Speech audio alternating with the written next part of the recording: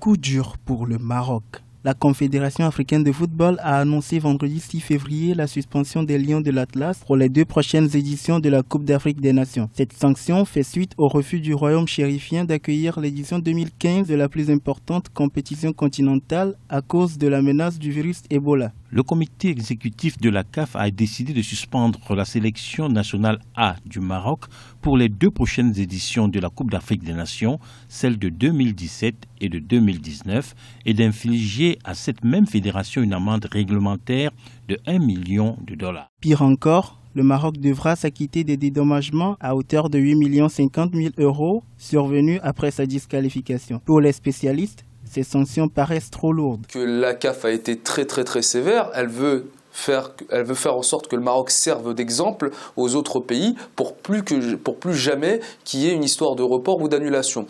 Maintenant, le Maroc est en train de mettre en place une équipe de juristes très pointus pour pouvoir aller au tribunal arbitral du sport et faire appel de cette décision-là, sous prétexte avec des justificatifs qui sont le rapport de l'OMS, un certain nombre de justificatifs qui vont venir abonder dans le sens du Maroc pour dire qu'effectivement, par motif de précaution, il fallait reporter cette compétition-là.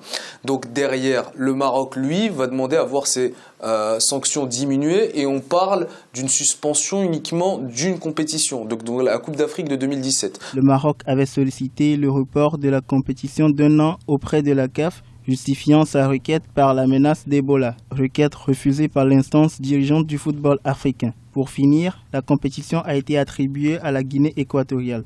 Ce dimanche 8 février se jouera la finale qui mettra aux prises les éléphants de la Côte d'Ivoire et les Black Stars du Ghana.